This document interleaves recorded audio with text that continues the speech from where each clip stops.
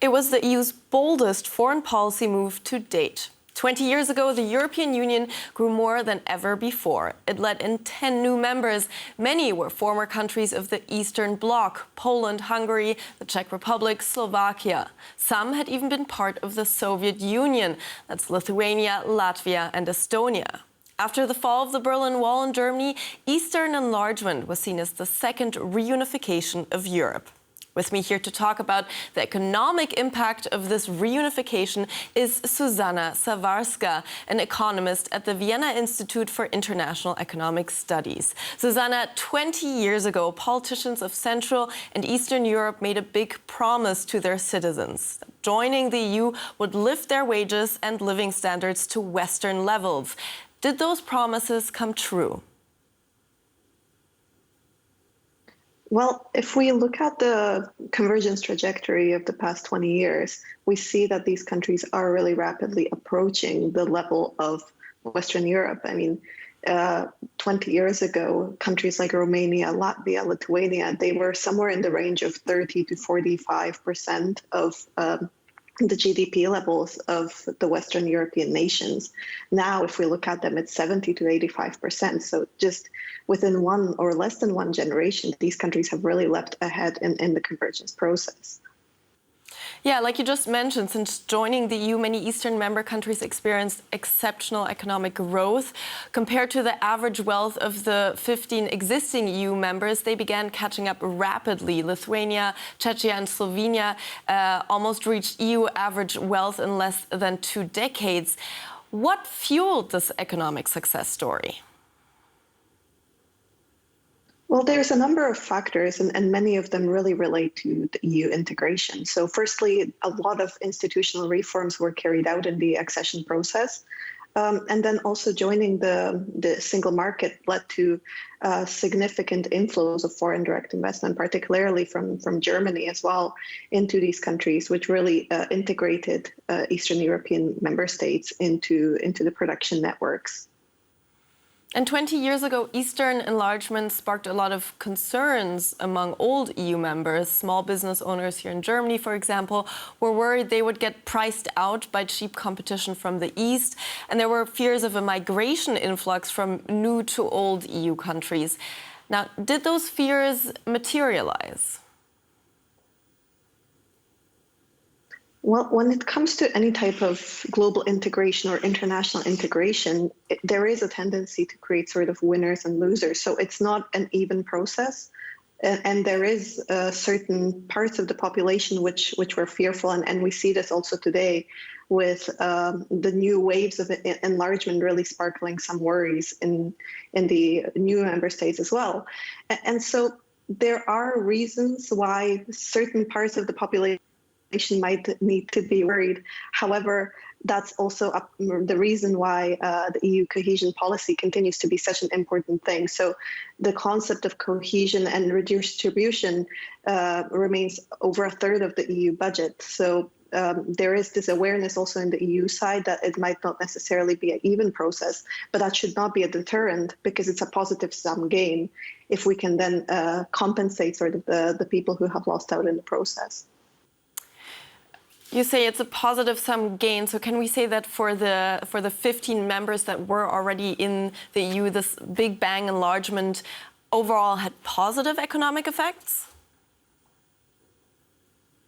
If we look at the competitiveness of the EU, I think it's safe to say that the single market and the integration is a massive driver of the bloc's competitiveness overall.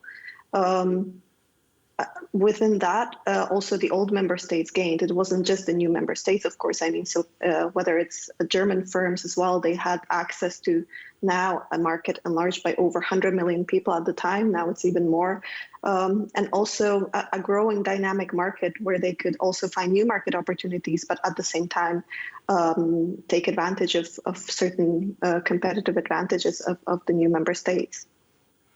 Now, we spoke about migration from new member states to old member states, but inversely, new EU members in the East were worried about their most qualified workers leaving the country once they joined the bloc. What impact did brain drain have on the economies there?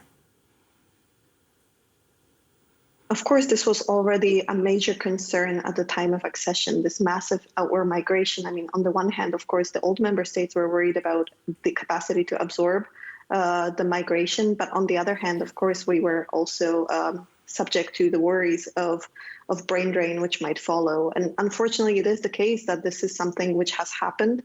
And the new member states must be more careful about creating policies, how to attract people and how to retain people back, because that is definitely something which is a part of the EU accession story. Right, so we spoke about the rapid economic development that took place after joining, but what are the major ways these economies are still struggling to catch up with the rest of the EU today? Well, the question is that many of these countries have reached levels of around 70 to 85% of the Western levels. But these remaining 32 to 15%, that's the most difficult one to close, because let's say the previous growth period was very much dependent on this sort of extended workbench type of economic model, where foreign direct investment flowed into the countries, and that allowed for significant conversions with sort of a low-hanging fruit type of economic model, basically, whereby the productivity enhancements coming from these foreign production plants really provided the boost to the economy. But now the question becomes much more on becoming more innovative, creating indigenous or domestic enterprises which are globally competitive and so on. And this is a much more difficult task. And how can that task be solved of becoming more innovative and less dependent on foreign direct investment? Well, if we look at the way these countries have developed, particularly over the past 20 years, it has been a process of rather automatic or market-driven type of industrialization, where the countries could really take advantage of the labor cost differentials which were present. So it was basically sort of a rather passive approach. And what was missing in that picture was the role of supporting policy, particularly industrial policy.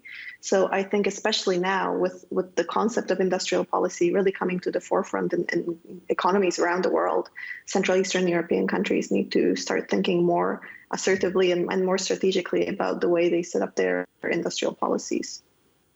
Now, since the 2004 Big Bang enlargement, the EU hasn't let in large groups of countries. But recently, Russia's war in Ukraine thrust EU expansion back to the top of the agenda.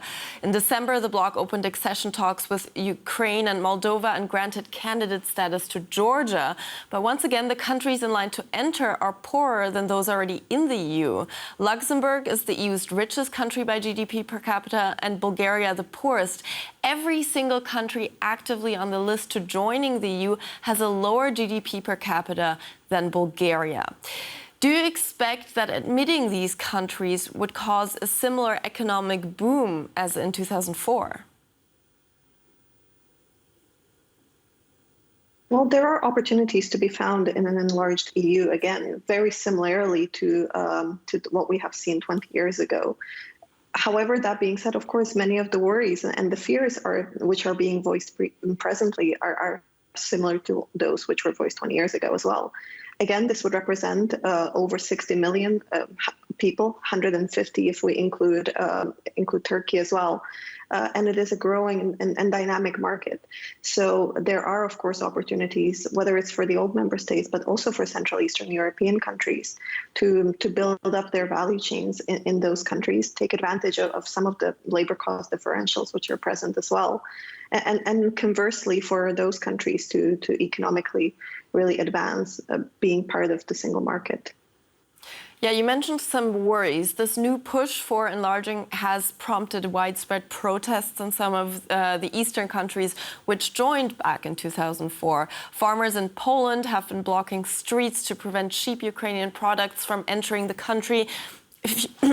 If Ukraine were to join, it would become the bloc's biggest agricultural producer. And many farmers there now fear that letting Ukraine into the EU will threaten their livelihoods. Those concerns sound familiar from the last big enlargement round. Do you think they are realistic?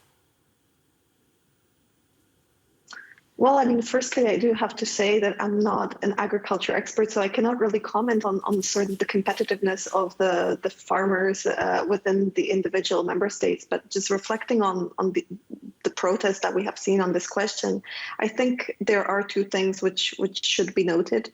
First one being that the protests really underline sort of the unequal distribution or this tendency to create certain winners and losers within an integration process. And it really underlines the fears which are present among certain groups in certain countries. Again, that does not deter from sort of the positive sum nature of the integration process, but it is something that the EU would really need to take seriously. And the second part of that is that it also shows that the new member states, or the candidate countries essentially, are quite competitive in certain areas. So rather than only seeing them as these poorer nations which would gain substantially but not give anything in return, essentially, we really see that in certain areas, whether it's agriculture, whether it's renewable energy production, or so on, they really have something to bring to the EU table. Zuzana, to round this off, what would be the consequences for Central and Eastern European countries economically if the EU enlarges further east? Well, I think it's very difficult to give a precise quantification. I mean, but what we can say is that aside from only looking at it as a loss of labor cost advantage, what might potentially imply, it's also a huge opportunity for Central Eastern Europe to really build up their value chains and become sort of a coordinator of the value chains which are further oriented eastward. Zuzana Zavarska, thanks so much for speaking to us. Thank you very much.